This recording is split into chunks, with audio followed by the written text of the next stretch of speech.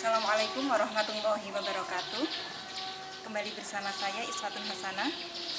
Kali ini kita akan mempelajari materi tentang sejarah perjuangan Nabi di Mekah. Selamat datang wahai kekasih Allah. Tahukah kalian, sebelum Nabi Muhammad hadir, beliau sudah dikabarkan dalam kisah-kisah Nabi sebelumnya. Beliau adalah Rasul akhir zaman yang mempunyai akhlak yang sangat mulia, terkenal dengan kejujurannya. Bahkan Allah Subhanahu wa Ta'ala sendiri selalu memanjatkan sholawat kepadanya. Sungguh beruntung kita menjadi umat Nabi Muhammad yang maha mulia. Meskipun kita tidak menjumpainya, tetapi kita harus meneladani sifat-sifatnya. Untuk itu, marilah kita simak bersama video sejarah kelahiran Nabi sampai dengan beliau diangkat menjadi Rasul. Sejarah Nabi Muhammad SAW periode Mekah. Nabi Muhammad SAW lahir pada hari Senin tanggal 12 Rabiul Awal tahun Gajah. Ia berasal dari kalangan bangsawan Quraisy dari Bani Hashim. Ayahnya bernama Abdullah dan ibunya Siti Aminah. Ketika itu Abdul Muthalib memberi nama Muhammad kepada cucunya itu. Nama tersebut terasa aneh bagi mereka yang hadir. Mereka berkata, sungguh di luar kebiasaan. Kenapa diberi nama Muhammad? Dijawab oleh kakeknya, agar menjadi orang yang terpuji di langit dan di bumi. Ketika ia masih 3 bulan dalam kandungan, ayahnya meninggal dunia saat pergi berniaga ke Yathrib, dan ibunya Aminah wafat di Abuwa. Kakeknya Abdul Muthalib mengasuhnya selama 2 tahun. Kemudian kakeknya meninggal dunia, dan ia diasuh pamannya Abu Thalib. Ketika ia bersama pamannya, ia mengikuti pamannya berdagang ke negeri Syam, sampai ia dewasa dan dapat berdiri sendiri. Dalam perjalanan ke Syam, dia bertemu dengan pendeta Kristen bernama Buhairah. Dalam perjalanan ke Syam, pendeta itu melihat tanda-tanda kenabian pada diri Muhammad sesuai dengan petunjuk cerita-cerita Kristen. Pendeta itu menasihati Abu Thalib agar jangan terlalu jauh memasuki Syria. Dikhawatirkan orang-orang Yahudi berbuat jahat terhadapnya. Selain berdagang dengan pamannya, ia melakukan kerjasama dagang dengan Khadijah, seorang janda kaya. Khadijah memberinya modal dan beliau memperoleh untung besar. Khadijah tertarik pada kejujuran dan akhlaknya dan ingin menjadikannya suami.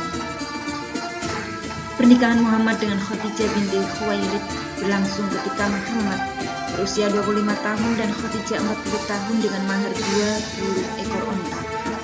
Dalam kehidupan rumah tangga, suami istri itu hidup bahagia dan saling mencintai.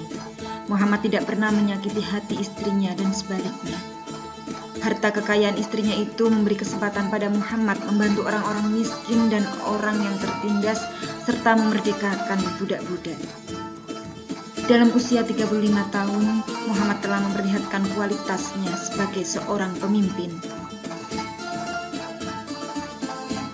Ketika itu, kaum Quraisy memperbaiki dinding Ka'bah dan kemudian mereka bertengkar, masing-masing merasa berhak meletakkan kembali Hajar Aswad. Akhirnya mereka meminta Muhammad untuk menyelesaikan persoalan itu. Muhammad meletakkan batu itu di atas kain dan meminta para wakil kabilah memegang ujungnya, kemudian mengangkatnya bersama-sama. Batu itu kemudian diambilnya dan diletakkan pada tempatnya. Muhammad semakin populer di kalangan penduduk Mekah, telah mendamaikan para pemuka Quraisy tersebut.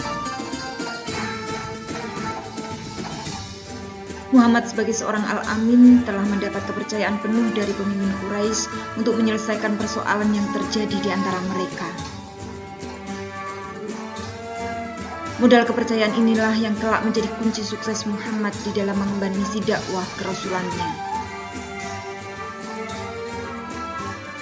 Menjelang usia 40 tahun, selama 1 bulan dalam setiap tahun, Muhammad mengasingkan diri ke Gua Hira untuk merenungi alam dan ciptaannya. Istrinya Khadijah memberi dukungan penuh terhadap keinginan tersebut. Disediakanlah makanan untuk dibawa suaminya Muhammad sebagai bekal ke Kuhiro. Pada tanggal 17 Ramadan 611 Masehi, Malaikat Jibril mendatanginya menyampaikan wahyu Allah yang pertama, yaitu surat Al-Alaq ayat 1-5. Berarti secara simbolis Muhammad telah dilantik sebagai Nabi akhir zaman. Nabi Muhammad menceritakan peristiwa itu kepada Khadijah.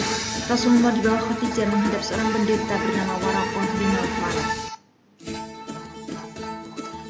Setelah menceritakan pengalamannya itu, Waraqah berkata, "Inilah malaikat yang diturunkan Allah pada nabi-nabi sebelumnya." Demikian tadi telah kita saksikan bersama tayangan film singkat tentang sejarah perjuangan Nabi di Mekah, yaitu mulai beliau dilahirkan sampai beliau diangkat menjadi Rasul. Ada banyak hikmah yang bisa kita ambil dari tayangan tadi. Di antaranya yaitu keteladanan sifat beliau yang sangat mulia. Beliau sangat terkenal dengan kejujurannya, sehingga beliau dijuluki dengan Al-Amin. Untuk itu, nanti kita akan saksikan tayangan berikutnya, bagaimana Nabi berdakwah, dari mulai dakwah sembunyi-sembunyi sehingga dakwah terang-terangan di Mekah, di sejarah perjuangan Nabi di Mekah part kedua. Kita cukupkan materi sejarah perjuangan Nabi di Mekah part 1 ini. Sampai berjumpa lagi di part kedua. Masih tetap bersama saya untuk materi pembelajaran pendidikan agama Islam dan budi pekerti. Akhirul kalam, wallahul muwaffiq ila aqwamit thoriq. Assalamualaikum warahmatullahi wabarakatuh.